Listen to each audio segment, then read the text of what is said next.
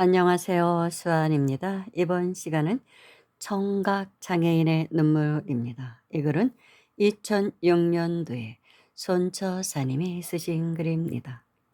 며칠 전 서울에 거주한다는 어느 여인께서 편지를 보내왔다. 청각 장애인이라 전화 통화도 할 수 없다며 긴 사연의 글을 보내왔다. 10살 때 후천적 청각 장애를 알아 지금껏 남들이 누리고 있는 자연의 소리를 들을 수 없었단다. 지금은 결혼하여 군에 간 아들을 하나 두고 있다며 구구절절 눈물 어린 사연을 써내려갔다.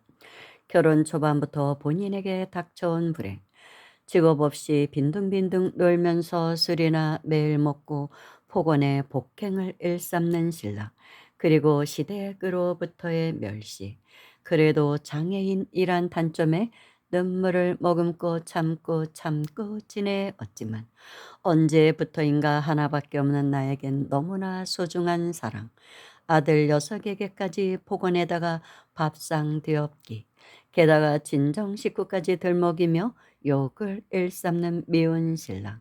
그러다 순하디순한 아들마저 과민성 대장 증상이란 병을 얻고 아들 녀석 가출을 생각하고 있다는 말에 엄마로서 도저히 참을 수 없어 결국 남편과의 별거를 결심하고 남편 모르게 아들과 함께 시대 식구들조차 모르는 곳으로 몰래 이사를 하여 지금껏 4년 넘게 별거를 하고 있단다.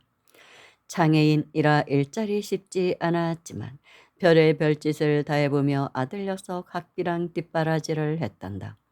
이제는 아들 녀석 군에 입대하여 그나마 살림 걱정 덜었지만 본인이 장애인이라 항상 아들에 대한 불안감을 버릴 수 없단다. 어느 신흥종단에서 길을 열게 해주었다는 소리를 듣고 찾아갔더니 400만 원이란 거금을 들여 영가 천도를 하라 하니 한 달에 고작 60여만 원의 수입을 가지고는 감히 엄두도 못 낼 형편이었단다. 제발 부처님이 계신다면 양쪽 귀가 열리기를 바라는 마음이 나에게 욕심이라면 한쪽 귀만이라도. 지금은 인터넷에 연결되어 기도 중이지만 너무나 불안하다며 도움이 필요하단다. 이 편지를 받고는 참 난감해하였다. 이분하고는 글로서만 말을 주고받아야 하는데 나의 컴퓨터 타자 실력이 모자라고 시간적인 제약이 너무 따르니 난감하다. 그러다 마침 서울 갈 일이 있어 이분과 만나기로 했다. 4월 23일 일요일 연세대 알렌관 앞에서 만나자고 편지를 했다. 인터넷에 글을 올려 수화를 할 줄 아는 사람의 도움을 받아서 이분과 대화가 가능하지나 않을까 하고 말이다. 여인에게서 온 답변이 또 이놈을 황당하게 만든다. 수화를 배운 적이 없어서 그러나 구화는 조금은 할 수 있단다. 구화? 나는 생소한 단어이다. 상대방의 입모양을 보고 무슨 말인지 알아듣는다고 한다. 일요일에 서울은 구름이 많이 낀 찌뿌둥한 날씨였다. 곧 비가 내릴 것만 같다. 연세대 알렌관 앞에서 여인과의 만남. 어쩌면 이분은 부처님인 것만 같다. 나의 공부를 점검하러 온 부처님 말이다. 두 사람은 손을 잡았다. 그리고 돌로 된 벤치에 앉아 서로가 물끄러미 얼굴만 쳐다본다. 말소리를 들을 수 없다니. 무슨 말을 어떻게 전달하랴. 나무아미타불 관세음보살. 그러나 그 시간은 잠시뿐. 어둔한 말이 떠듬떠듬 그 여인의 입에서 나온다. 여인은 그나마 어둔한 말이지만 자기의 심정을 전달할 수 있었다. 나도 붕어 마냥 입을 뻥긋거리며 그 여인이 알아들을 수 있게 천천히 말해본다. 여인은 알아듣는 듯 했다.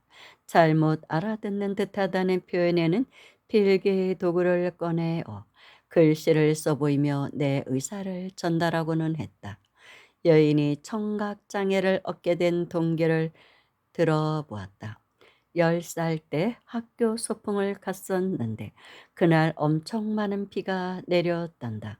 학교에서 소풍 학습이 취소되었는지 모르고 엄마가 싸준 김밥이랑 과자랑 올라매고 비가 오거나 말거나 학교를 갔단다.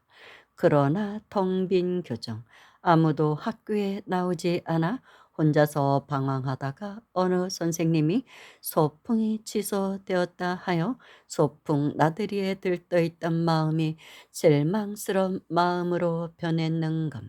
기운 없이 터덜터덜 집으로 돌아왔는데 어린 나이에 너무나 많은 비를 맞고 놀래었을까. 그날 밤부터 앓기 시작하여 병원에서는 대책도 없다 하고 귀는 점점 멀어지기 시작하였단다. 이 이야기를 하는 여인의 눈에는 이슬이 맺힌다. 여인이 이야기를 이어갔다. 친정엄마는 신기가 있어 무속인이 되라는 말을 주위에서 많이 했단다. 그러나 엄마는 그것을 거부하였고 결국 친정엄마도 평생 엄청난 고통을 받다가 한 맺힌 죽음을 맞이하였단다. 지금도 친정엄마 생각하면 불쌍해서 눈물이 나온다며 눈시울을 적신다. 이분에게 죄업에 대해서 긴 말을 할 수가 없었다. 다만 그 어머니의 그 딸, 같은 업을 가지고 친정 엄마의 몸을 빌려 나와 똑같은 삶을 살아가면서 서로가 죽이고 죽는 고통, 이름 모를 병에 걸려 신음하는 이 고통들은 무엇을 뜻함일까? 지장경에 전생이나 현생에 부모에게 악독하게 하는 자는 내생에 바꿔 태어나서 매를 맞고 살아야만 하고, 만약에 새나 동물이나 물고기 등의 어린 새끼들을 사로잡아 살생하는 업을 짓는다면 굴육간에 이별하는 벌을 받게 되고, 삼벌을 헐뜯어 비방하는 자는 눈멀고 귀먹고 벙어리 벌을 받게 된다. 이분에게 어머니에 대한 집착에서 벗어나라고 권했다. 그 집착에서 벗어나는 것이 천도라고. 내 마음의 천도가 진정한 천도라고. 지장기도 중이라 하는 여인에게 이제는 부처님의 말씀을 따라 행하겠다고 아주 간절하고 진심 어린 원을 세우고, 지장경을 읽으며 지장보살님이 무슨 말씀을 하시는지 가슴 깊이 되새겨 이생뿐만 아니라 다음 생에 태어나도 세세생생 부처님을 믿고 따르겠다고 참회하는 마음으로 기도하라 이른다. 그리고 한 푼 두 푼 정성을 모아 부처님의 말씀, 즉 경전을 공약물로 올리도록 했다.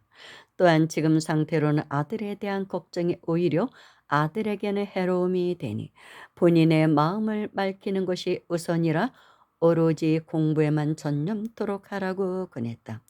이분에게는 춘부다란이를 권했다. 그리고 작은 종을 하나 사서 아침에 일어나면, 물론 지금은 들리지 않겠지만 불법승 삼보에 귀하는 마음으로 3번을 울리도록 했다. 집에 있을 때는 항상 지장경 독경 소리가 녹음된 테이프를 사서 녹음기를 항상 틀어 놓도록 했다. 이 다란이를 부지런히 사경하고 암송하다 보면 꿈에서 불보살님께서 어떤 메시지를 줄 것이다. 그때부터 이 귀목은 이 육신이 큰 보배가 되어 장애인들에게는 큰 귀감이 되고 지장보살님을 도우는 사람으로 변하리라 믿는다. 여인이 알아듣는 듯 머리를 끄덕인다. 나는 여인의 귀를 만지며 부처님께서는 당신을 버리지 않는다고 말하며 여인을 꼭 안아주었다. 여인은 울먹이며 떠듬떠듬 말을 했다. 부처님이 나를 버린다 해도 나는 부처님을 믿고 따르겠다고. 여인과 헤어져야 할 시간. 하늘에서 빗방울이 하나둘 떨어지기 시작한다.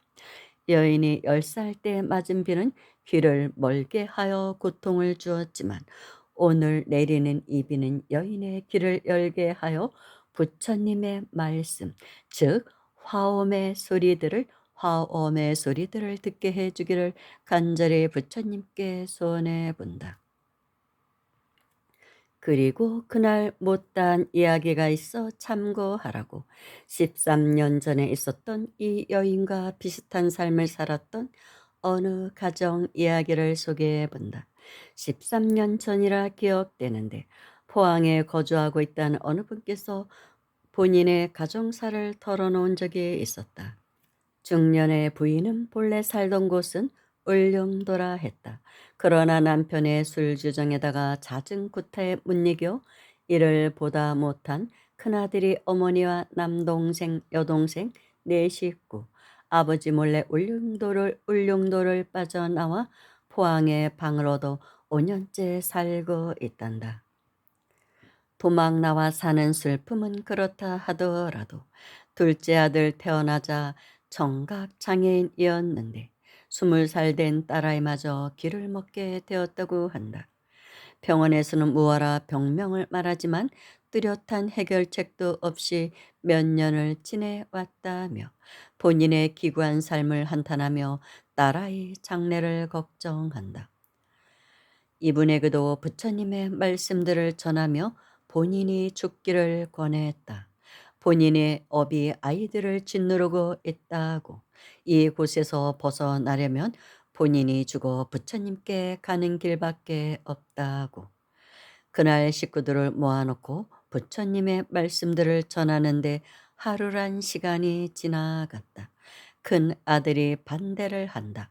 어떻게 살아오신 어머니인데 불쌍한 어머니를 또 고생을 시키다니.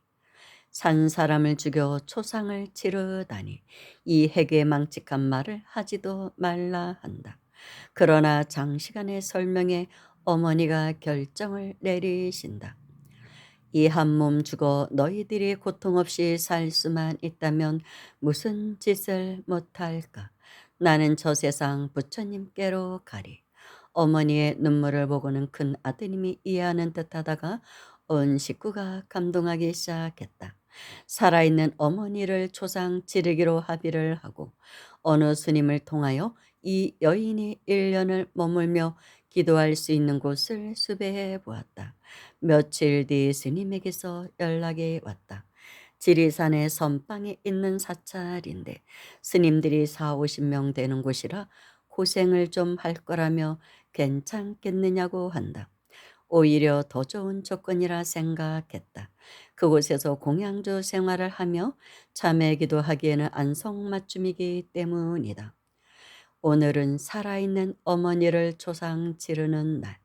1년을 약속했지만 오늘 헤어지면 어쩌면 영영 돌아올 수도 없는 먼 길을 가지나 않을까 염려하는 자식들에게 어머니는 오늘 죽은 몸이라 일체 연락을 할 수도 없고 소식을 들을 수 없다 하였다. 다만 어머니의 소식을 알고자 하면 아침 저녁으로 지장보살님께 기도를 하라고. 여러분의 간절한 소원이 부처님께 전달이 된다면 좋은 소식 있을 거라고. 기가 먹어가는 20살 딸에게는 조그만 종을 사서 아침 저녁으로 불법승 삼보에 참여하는 마음으로 종을 울린 뒤 지장 기도를 하도록 했다. 어머니는 간단한 옷가지에 짐을 싸고는 이 생의 마지막 밥상을 받는다. 큰아들 어머니께 잔을 올리며 울음을 터뜨린다. 귀먹은 아이들 넋을 잃고 엄마를 쳐다보며 땅바닥을 치며 대성통곡을 한다. 온 집안이 조상집이다. 이 해괴한 장면에 그동안 정이 들었던 이웃 아주머니들도 눈물을 머금으며 돌아가며 술잔에 물을 따른다. 부디 부처님 전에 잘 가시기를 바란다며. 그때 묘한 기분이다. 내가 저승사자가 된 기분이다. 이제는 떠나야 할 시간이다. 어머니를 일으켜 세워가지고 재촉했다. 이승을 떠나는 영혼은 절대로 뒤를 돌아보아서는 안 된다며 자식과 이웃 아주머니들의 울음을 뒤로하고 택시를 타고 곧장 버스 터미널로 향했다. 지리산으로 향하는 어머니는 연신 눈물을 흘린다. 너무나 낯설고 생소한 절간의 생활. 어떻게 견디랴 불안해하는 어머니의 마음을 달래며 대여섯 시간을 지나 도착한 지리산 모 사찰. 공양주 보살님께 이분에게 할 일들을 이야기해 주고 하루 8시간을 참회 기도를 하도록 했다. 그동안 일어난 일들이 있으면 스님을 통해 듣기로만 하고 일체 가족에게는 연락을 못하도록 하였다. 시간은 흘러 기도 7개월째 간간히 들려오는 지리산의 소식들. 어머니는 공양간의 일들을 하며 하루 8시간을 뼈가 부서지도록 기도를 했다고 한다. 어느 날 포항 근스님께서 연락이 왔다. 여동생의 귀에 종소리가 가늘게 들린다고. 그날 그 기쁨은 이루 말할 수가 없었다. 포항에를 달려갔다. 20살 된 여동생이 매일같이 종을 치고 지장경을 읽고는 하였는데 어느 날 종을 치니 가늘게 종소리가 들리더란다. 며칠이 지났다. 아드님께서 또 연락이 왔다. 녹음기에 틀어놓은 지장경 독경 소리가 들린다고. 그리고 이제 오빠 말소리도 들리고 바다가 출렁이는 소리도 들린다고 말이다. 이 기쁜 소식을 어머니께 전달해 달라고 말이다. 그러나 거절을 했다. 기도 중인 사람에겐 절대로 알려줄 수 없다고. 지리산을 방문했다. 어머니는 뼈만 앙상하게 남았다. 그러나 공양간에 일이 힘이 들지만 소임을 하고는 꼭 법당에 들어가 참회 기도를 하였다고 한다. 그리고는 무슨 꿈 이야기를 하였는데 지금은 기억할 수가 없다. 이분에 대한 이야기를 하자면 많은 시간이 필요하다. 간단히 정리하자면 어머니는 1년의 기도가 끝난 뒤 울릉도에 있던 구타하던 남편이 중풍이 들게 되어 1년을 뒷바라지하며 전생에 빚진 것을 갚게 되었다. 중풍을 알아누었던 남편은 임종 직전 이분의 손을 꼭 잡고 죽음을 맞이하게 되었다고 한다. 즉 이 생의 남편에게 두들겨 맞는 것도 다 전생의 업이라는 그런 얘기죠. 이분들은 현재 울릉도에서 살고 있다. 오징어 잡이를 하는 아들은 지장보살님을 염하며 심해의 오징어들도 내 낚시에 건져 올려지어 인간 몸 받아 부처님 되라고 기도한단다. 세상 티끌 마음으로 헤아릴 수 있다 해도 큰 바다에 담긴 물을 다 마실 수 있다 해도 허공 크기 알 수 있고 바람 먹는 재주라도 부처님의 크신 공도 말로서는 다 못하네. 원하옵건대 지금까지 연보라온 이 공도 널리 널리 모든 국토 중생에게 이르러 이내 몸과 차별 없는 한량없는 모든 중생 내 생에는 서방종토 극락국에 수생하여 거룩하신 무량숲을 모두 함께 진견하고 위도 없는 저불도를 빠짐없이 이루어지게 하여지이다. 나무아미타불 관세음보살, 나무아미타불 관세음보살, 나무아미타불 관세음보살. 즉 기관 운명을 타고난 것도 전생의 악업에 의한 결과라는 것입니다. 그래서 운명을 개척하는 데는 일단 참회 기도가 첫째라는 것입니다. 이 어머니를 절간으로 보낸 것은 어머니의 업이 풀리다 보면 자식들의 업도 따라서 풀리게 됩니다. 그래서 자식들의 업을 대신해서 이 생에 나는 이미 죽었다. 자식들과의 이 생의 인연을 끊어줌으로 해서 새로운 인생을 살아가게 된다는 뜻이겠죠. 손초사님은 이 방법을 여러 번 쓰셨습니다. 그리고 많은 사람들이 가피를 입었습니다. 마음으로 죽으라는 것이죠. 실제 몸이 죽을 수는 없잖아요. 이 생에 나는 다 살았다.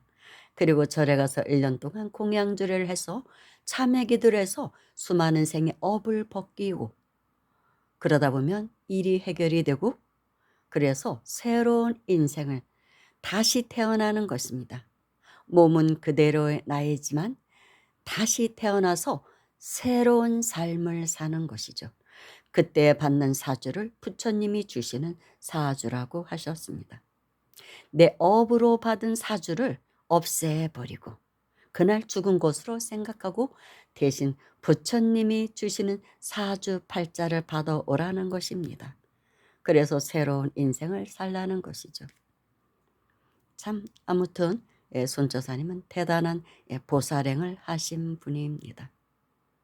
감사합니다.